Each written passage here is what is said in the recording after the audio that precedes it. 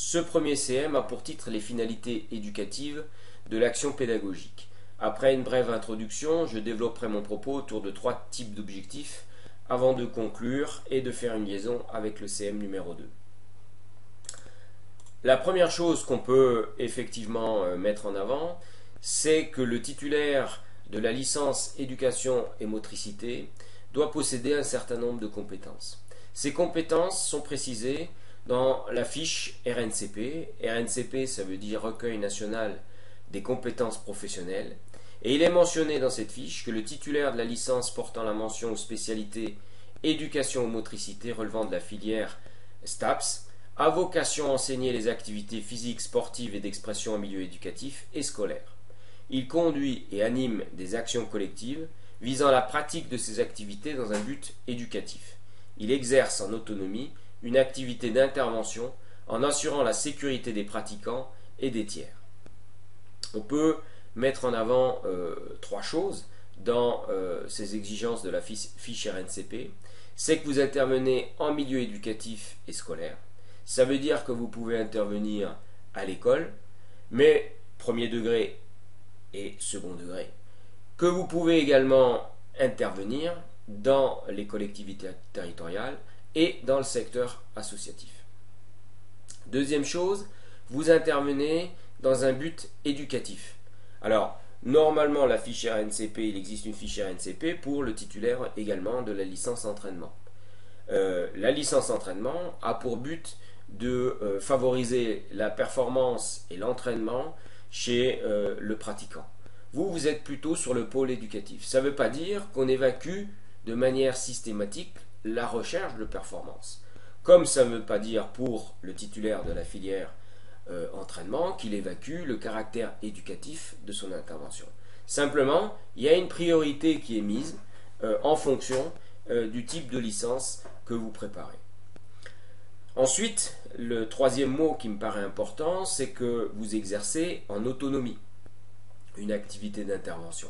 C'est-à-dire que vous êtes capable de mettre en place un cycle d'enseignement complet dans différentes activités en accord avec les exigences du milieu d'intervention.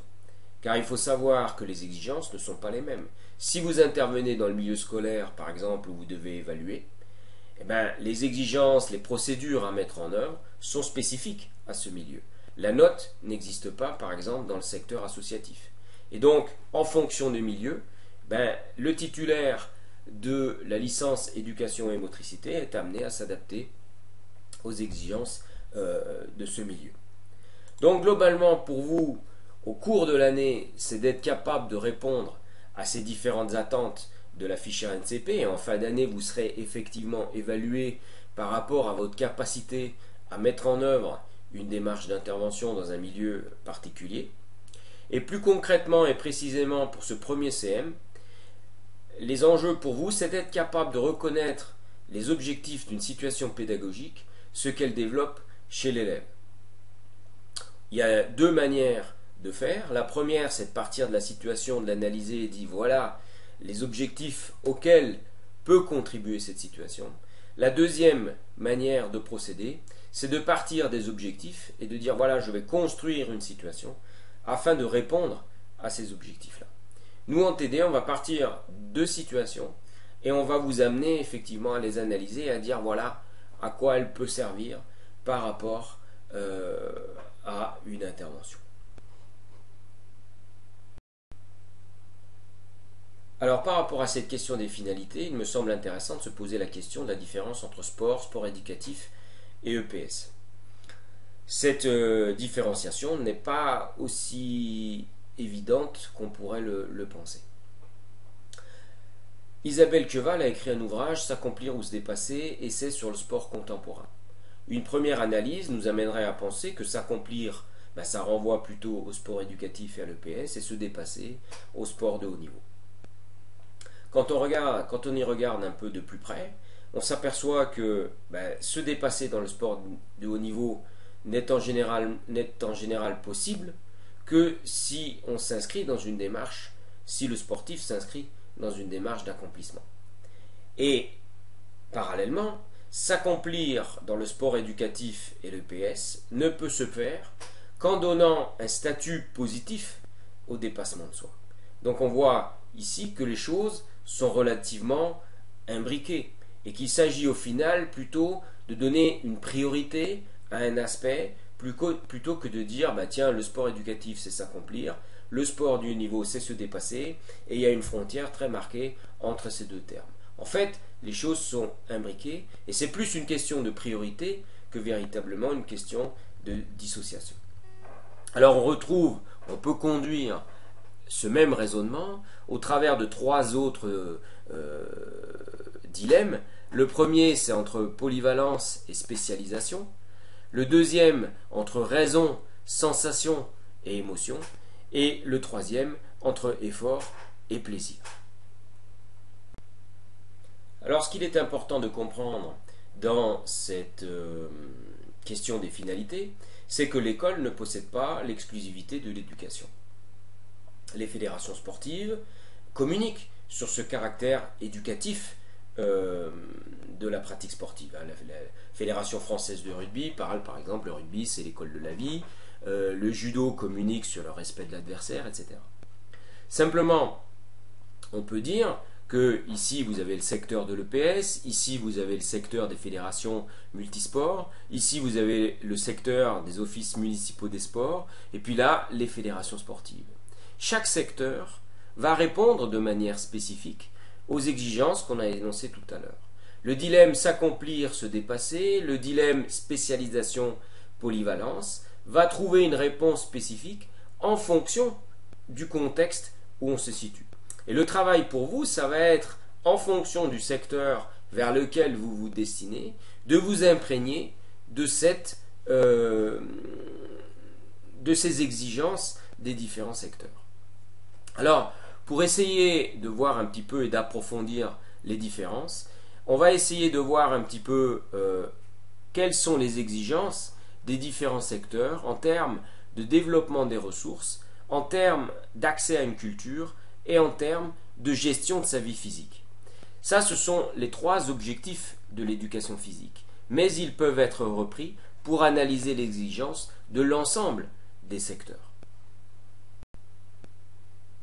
Bon, on a donc des contextes d'intervention qui se caractérisent de manière spécifique et qui vont induire une forme d'intervention spécifique. Au club, on a affaire à des groupes restreints qui ont souvent choisi leur pratique et qui possèdent déjà souvent un certain niveau. À l'école, on a des groupes nombreux, la présence est obligatoire, il faut noter, et les niveaux et les motivations sont très hétérogènes. Les réponses données sont donc nécessairement spécifiques aux caractéristiques du contexte d'intervention. On a donc, selon les secteurs d'intervention, des différences qui peuvent être relatives au caractère choisi ou obligatoire de la pratique, en fonction de l'âge, en fonction du niveau de pratique et en fonction des attentes de l'institution. Alors, pour aller un peu plus loin, on peut rencontrer des différences de priorité dans un secteur donné. Si je prends l'exemple des courants didactiques en EPS, on a effectivement ici, dans ce schéma, une modélisation de trois types de courants qu'on peut effectivement rencontrer ou qu'on a pu rencontrer dans l'histoire de l'EPS.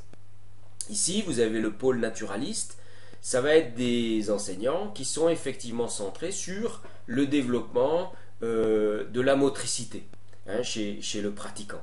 Donc il y a un certain nombre d'auteurs qui sont catalogués dans ce pôle naturaliste. Alors on peut discuter de la pertinence de cette classification. En tout cas, c'est quelque chose qui existe de manière concrète dans la pratique. Ensuite, vous avez ici le pôle culturaliste. Ce sont des gens qui sont essentiellement centrés sur l'accès à une culture. C'est-à-dire ce qui est important, c'est l'enseignement des techniques et des tactiques dans l'intervention pédagogique. Et enfin ici, vous avez un pôle citoyen qui apparaît. Et là, c'est de donner effectivement des bases méthodologiques, des attitudes propices à la pratique physique qui est recherchée dans l'intervention. Donc on voit bien que à l'intérieur d'un même secteur, il peut exister des différences et que les enseignants vont pencher plutôt pour un aspect ou pour l'autre.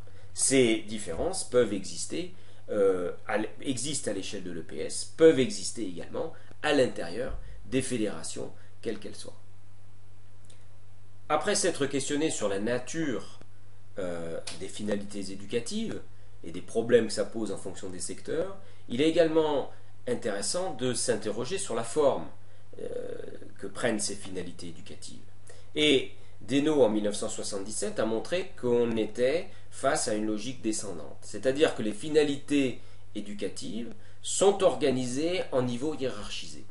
Si je prends le cas du contexte scolaire, on a tout en haut, les finalités du système éducatif, les compétences du socle commun. On a les finalités, à un deuxième niveau, les finalités et les programmes disciplinaires. À un troisième niveau, les projets des équipes pédagogiques dans les établissements. Et enfin, les objectifs de l'enseignant. Donc on a une organisation hiérarchisée, descendante, qui caractérise ces finalités.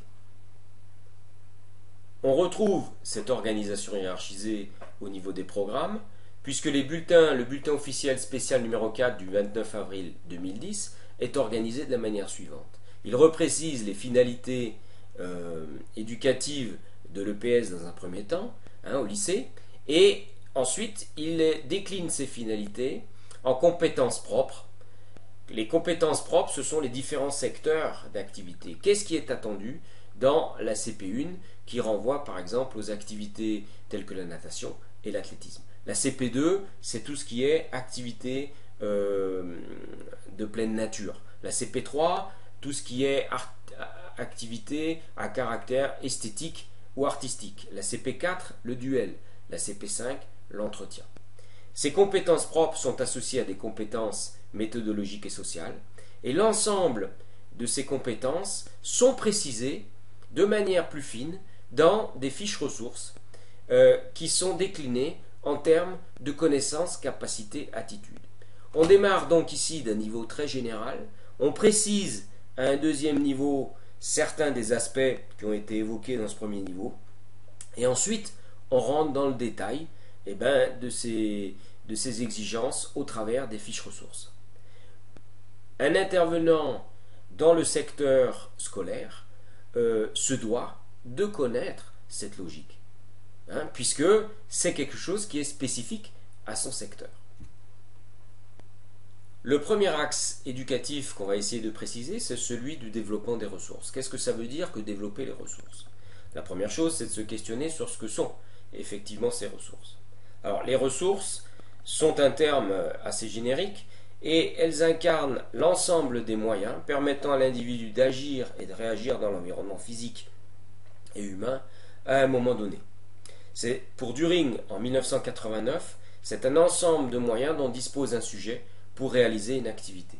En 1983, Jean-Pierre Famose propose une classification des ressources où il distingue des ressources biomécaniques, bioinformationnelles, bioénergétiques et bioaffectives. Le premier axe dans ce développement des ressources, le plus évident, c'est celui du développement des qualités physiques. Alors, ces qualités physiques renvoient à l'endurance, à la force, à la vitesse et à la souplesse. Pour cela, vous avez un certain nombre de manuels qui permettent effectivement d'optimiser le développement des qualités physiques. Le manuel d'entraînement de Jürgen Weineck, la préparation physique, l'ouvrage de Michel Pradet, peuvent constituer des supports intéressants pour bien comprendre les techniques d'intervention permettant de développer ces qualités physiques. Vous devez maîtriser, en licence éducation et motricité, ces techniques d'intervention sur les qualités physiques. Le deuxième aspect qu'il est possible de mettre en avant, c'est de développer effectivement la coordination et l'amélioration du contrôle moteur. La capacité de coordination est définie par Weineck en 1986 par les processus de contrôle et de régulation du mouvement. L'acquisition de gestes techniques variés contribue au développement de la coordination. Il vous faut, pour développer cette coordination et améliorer le contrôle moteur, un certain nombre de connaissances par rapport à l'apprentissage moteur. Donc vous avez ici, c'est un DVD, apprentissage moteur, théorie en images. Ici, vous avez un ouvrage de Bonnet et Bonnet sur théorie de l'apprentissage moteur, études comparées. Et ici, vous avez par exemple un ouvrage de Schmitt en 1993 sur apprentissage moteur et performance. Ces ouvrages ont pour but de donner des principes de développement de la coordination et de l'amélioration du contrôle moteur. Un étudiant en licence éducation motricité se doit de posséder un certain nombre de bases par rapport à ces différentes théories. Enfin, le dernier aspect du développement des ressources, c'est un aspect plus psychologique de la motricité. Vous avez un certain nombre d'ouvrages qui précisent ces aspects. Le manuel de psychologie du sport, l'estime de soi, une controverse éducative de Jean-Pierre Famos et Jean Bertsch, la question des émotions dans la pratique sportive sont des domaines qu'il s'agit de prendre en compte, puisque au final, la motivation, la prise de décision, les aspects cognitifs, mais aussi les aspects affectifs, constituent des sous-bassements de la pratique sportive. Donc, quand on parle de développement des ressources, on parle aussi des dimensions cognitives et affectives. On voit donc qu'il y a une multitude de ressources, les qualités physiques, le développement des aspects liés à la coordination, des aspects plus psychologiques. Il y a des choix qui sont à opérer. En fonction de la PSA, on ne va pas développer les mêmes ressources. En fonction du public, on ne va pas développer les mêmes ressources. Si on a affaire à des enfants de maternelle, à des adolescents ou à des adultes, voire des seniors, les ressources à développer ne sont pas forcément les mêmes. Alors, il y a bien évidemment des connaissances qui sont liées au développement de l'individu qui sont à prendre en compte. En fonction du contexte d'intervention, les ressources développées ne sont également pas les mêmes. Alors, si on prend le cas de l'éducation physique et sportive, il y a des choix qui sont opérés. Quelles ressources prioritairement développées par exemple en 6e, en 3e et en terminale? Le deuxième grand axe éducatif qu'on peut prendre en compte pour lire un petit peu les finalités, c'est donner accès à une culture.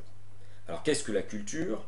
La culture, si je prends en compte la définition de l'UNESCO, dans son sens le plus large, est considérée comme l'ensemble des traits distinctifs, spirituels et matériels, intellectuels et affectifs, qui caractérisent une société ou un groupe social.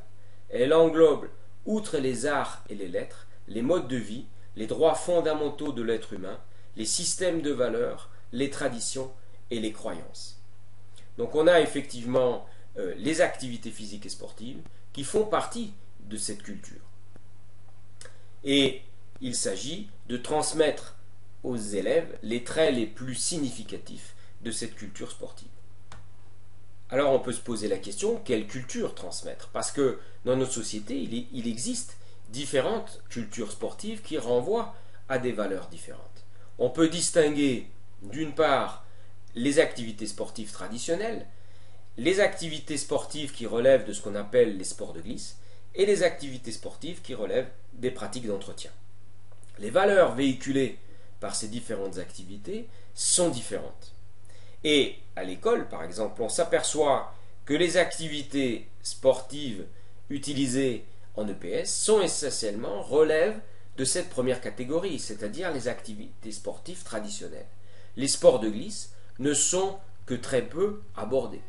L'escalade, par exemple, peut relever des valeurs des sports de glisse. Mais lorsqu'elle est introduite à l'école, elle l'est sous son aspect sport traditionnel.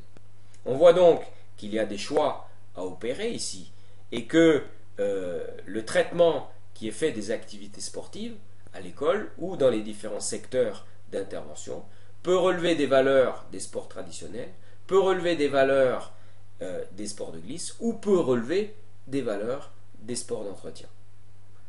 Alors si je prends le cas plus spécifique de l'école, on s'aperçoit que l'école utilise une classification qui assure en fait une certaine polyvalence aux élèves. Au cours du collège, les élèves doivent pratiquer différentes APS. Et il est interdit pour un enseignant, par exemple, d'enseigner toute l'année la même APS. Et ces APS doivent couvrir l'ensemble des 4 catégories présentées ici. La première catégorie, c'est réaliser une performance motrice maximale mesurable à une échéance donnée. Ça renvoie à l'athlétisme et la natation. La deuxième catégorie, se déplacer en s'adaptant à des environnements variés et incertains. On est dans l'escalade de kayak par exemple. Réaliser une prestation corporelle à visée artistique ou acrobatique. On est en danse, en gymnastique. Conduire et maîtriser un affrontement individuel ou collectif. On est en combat, en sport collectif ou en sport de raquette. Au lycée, vient se rajouter une 5e exigence, réaliser et orienter son activité physique en vue du développement et de l'entretien de soi. Et là, on est plutôt sur les activités d'entretien.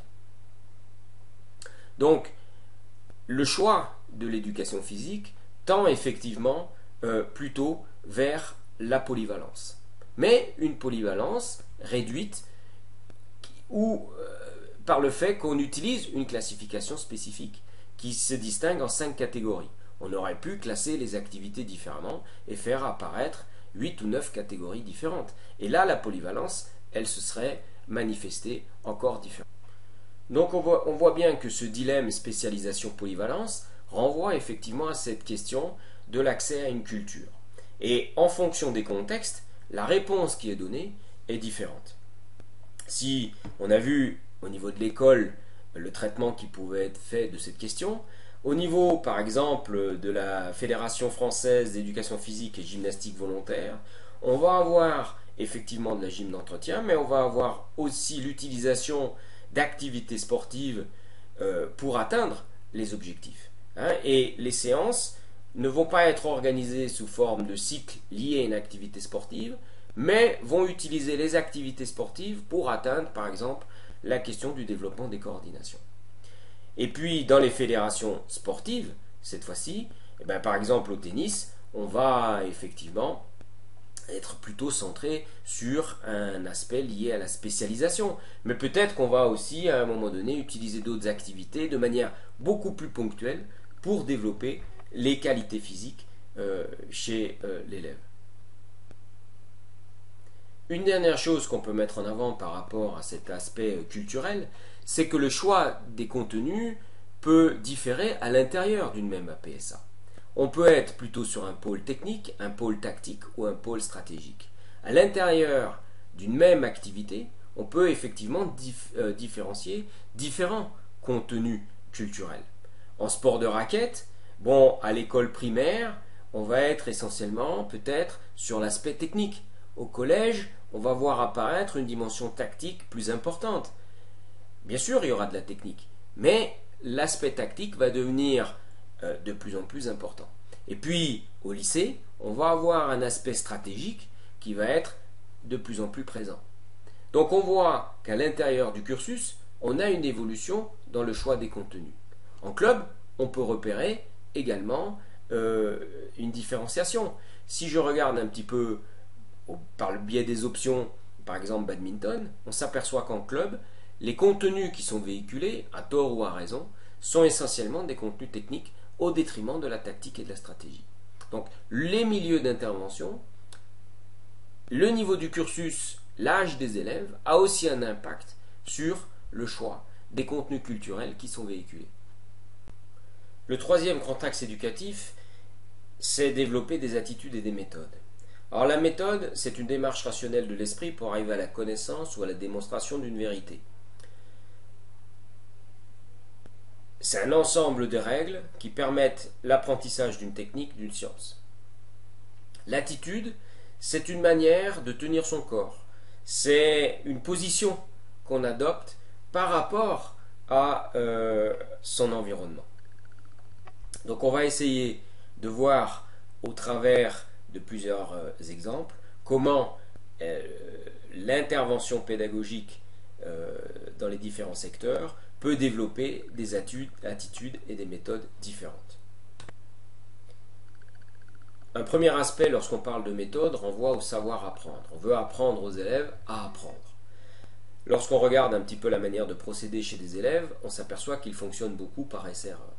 Nous, ce qu'on aimerait, c'est qu'ils aient tendance, notamment au collège, à mettre en relation d'une part la performance, c'est-à-dire le critère de réussite, avec le critère de réalisation, c'est-à-dire la manière de s'y prendre. Et que finalement, par la mise en relation de ces deux aspects, ils envisagent des stratégies d'apprentissage. Le deuxième aspect renvoie, et là c'est plutôt pour le lycée, au savoir s'entraîner. C'est aussi une manière d'apprendre, mais ça renvoie à une méthodologie de l'entraînement. Vous avez un ouvrage du CEDREPS, l'ACP5 et l'apprentissage du savoir s'entraîner, que proposait à l'étude des élèves en EPS, qui reprend l'ensemble des procédures à mettre en œuvre par rapport à ce savoir s'entraîner. Le savoir s'entraîner renvoie également, par exemple, de manière plus simple, aux procédés d'échauffement, aux procédés liés aux étirements. Et les élèves se doit de leur faire acquérir ces données, ces règles méthodologiques. En ce qui concerne les attitudes, il s'agit de développer chez les élèves des attitudes propices à l'apprentissage. L'attitude sécuritaire constitue un objectif important pour l'éducation physique. Ici, on voit sur la photo des élèves qui tiennent le rôle de pareur, qui sont actifs et qui tiennent le rôle de pareur de manière optimale. Ici, on voit également une parade avant le premier point en escalade. Le développement de cette attitude sécuritaire peut passer par le rôle de pareur. Mais elle peut également passer par la nécessité de s'échauffer, le fait de comprendre qu'il est nécessaire de s'échauffer avant la pratique d'une activité physique et sportive. Alors, on peut connaître les principes d'échauffement et ne pas les faire. L'attitude renvoie, la méthode renvoie à la connaissance de ces activités. L'attitude renvoie au fait que les élèves exécutent les mouvements. C'est-à-dire qu'ils acceptent de s'échauffer et qu'ils le font correctement, qu'ils comprennent l'importance, qu'ils ressentent l'importance de s'échauffer. Dernier aspect par rapport à cette question des attitudes, c'est le goût pour la pratique physique. Alors, bien évidemment, ici on a des problématiques liées à l'obésité, on a des problématiques liées à l'entretien de soi au fil de la vie, et il s'agit de développer chez les individus un goût pour la pratique physique. Il ne faudrait pas croire que tous les élèves qui arrivent en EPS ont un goût marqué pour la pratique physique. Et la question, c'est comment, et c'est une question qui va se poser assez rapidement pour vous, c'est comment mettre en activité les élèves en éducation physique et leur donner le goût de la pratique physique, c'est-à-dire qu'ils viennent avec plaisir pratiquer une activité sportive. Ça, c'est quelque chose qui est relativement difficile à mettre en œuvre et qui constitue un pan de réflexion important actuellement en éducation physique. En guise de conclusion, on peut donc dire que nous avons utilisé les objectifs de l'éducation physique, le développement des ressources, l'accès à une culture, la gestion de la vie physique, comme cadre de lecture de l'intervention éducative. On peut donc dire au final que ces trois objectifs ne vont pas avoir la même importance en fonction des secteurs d'intervention. En EPS, dans les fédérations d'éducation physique et de gymnastique volontaire, dans les fédérations sportives, ces différents objectifs vont être plus ou moins importants. Il va y avoir des priorités qui vont se dessiner. À l'intérieur d'un même secteur, par exemple en éducation physique, l'importance de ces trois objectifs va également être différente. Si l'on compare le collège et le lycée, si l'on compare l'éducation physique qui est faite par rapport à des populations qui seraient différentes, on s'aperçoit également qu'il existe des différences d'importance dans ces objectifs. Il y a un aspect important pour vous, c'est le stage, qui va vous permettre un petit peu de vous approprier les spécificités du contexte et de vous rendre compte des priorités de chaque secteur d'intervention.